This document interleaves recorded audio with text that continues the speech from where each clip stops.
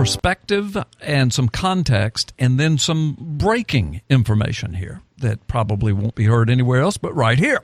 But most everybody listening to our show has probably seen some of the headlines or heard some of the shows or listened to other talk radio shows talk about the Mueller report, how one of the conclusions that they drew, and they put it in black and white in print, and folks, this is so insidious. I can't wait to share this with you. They put it in print. Mueller put it in print, actually admitted that during the 2016 elections, and, well, let me just say this because that's written. In the 2016 elections, that the Russians, I'm making air quotes now, quote, the Russians hacked the Florida electoral system. I saw another article where it actually quoted the Mueller report where it said Florida and Illinois. Okay? Now, folks, here's the deal. Let me read just a couple of paragraphs of this. Now, this is coming out of Politico. Okay? Russians accessed voter records in 2 Florida counties. FBI confirms. This was just a couple days ago. Well, it's been a week and a half ago now. All right, watch this. Russian hackers had a successful intrusion into the voting registration files of 2 Florida counties in 2016, Governor Ron DeSantis said today. That was a week and a half ago. The FBI asked that the names of the counties not be disclosed, DeSantis said in a press conference regarding the matter. All right, now, I'm going to use that article to say this. Mike Zullo, right here on Freedom Friday, a long time ago, long before the 2016 election. I think it was long before we knew Donald Trump was going to run. I can't remember because we've been involved in this criminal investigation for like 5-6 years on the Obama fraud, the Obama birth certificate. And in that, because of a whistleblower from the CIA, Mike Zullo revealed right here on Freedom Friday that the CIA whistleblower developed the software package that could intrude into electoral systems during an election live, and actually did, and named the states when it happened in the 2012 election, folks. And this informant, who made the software, said that the software was fashioned in such that it could make it appear as though a foreign entity did it. And then he said, like Russia. Now, this was years ago. And Mike Zullo broke that right here. Now, when we broke that, of course, you know, the naysayers, the operatives, because that was during Obama's years, and just the people that thought we didn't know what we were talking about called us all crazy. Now it's in the Mueller report. Except that basically, guys, now follow me.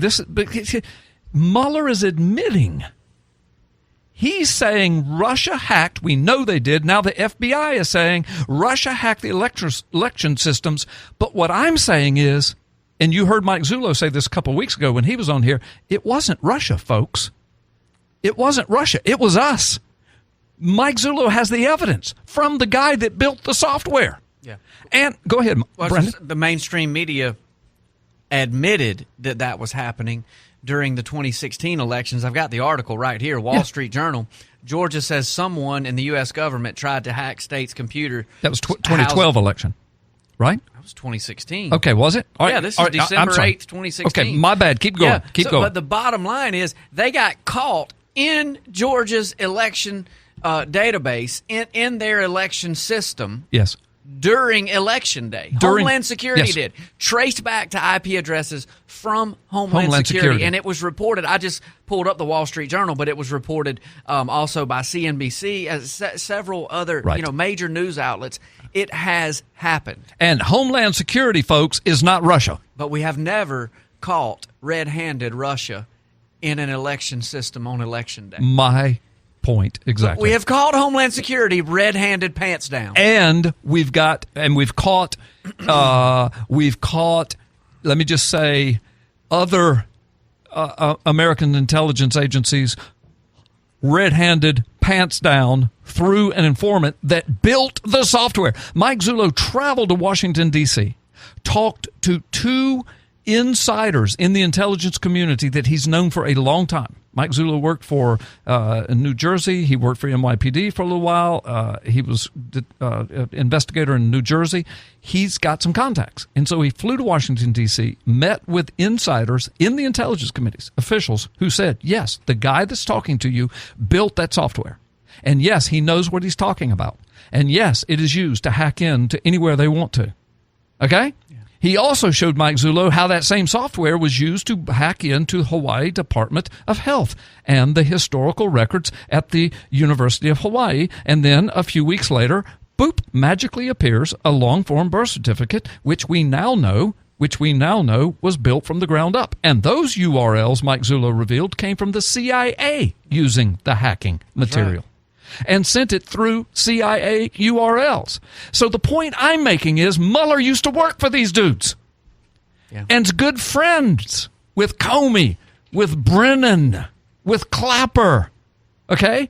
And now he's in charge of the investigation on Trump, and he actually admits in writing, oh, yeah, Russia hacked Florida.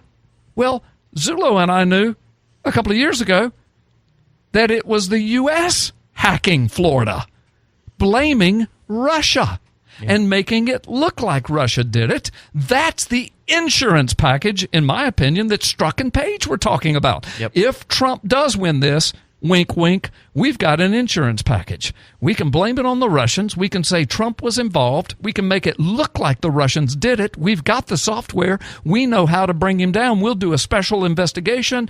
We can impeach him. I'm telling you guys, that's what all this is about. And it's about that birth certificate, because Trump's got all that information. I'm telling you, these guys keep messing with Trump. They're poking the bear in the eye is what they're doing. We got to take a break. I've just lost all track of time.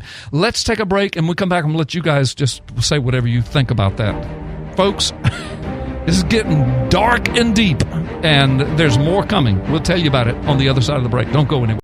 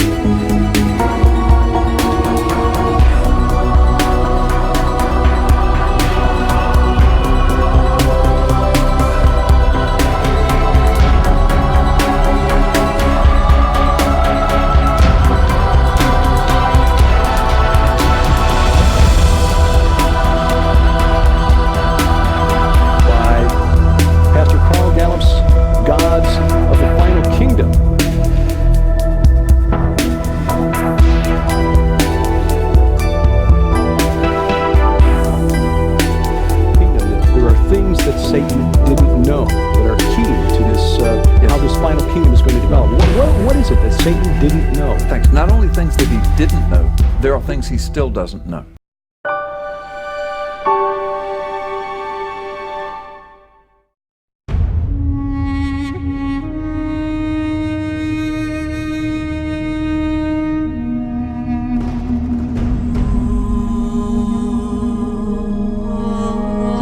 Former Israeli Prime Minister Ariel Sharon has died, aged 80.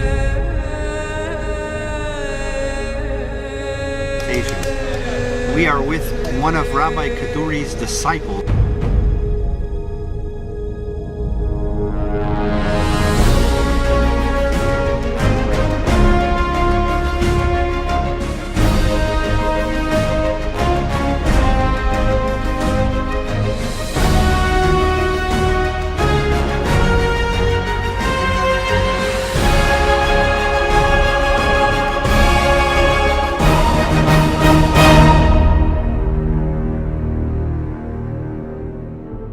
הצלחה רבה, והצלחה רבה ומהירה, בתוך ביס משיח צדקנו בקרוב ממש, ואז ישפיע זה על כל כדור ואורץ. נעשו להשם שמע.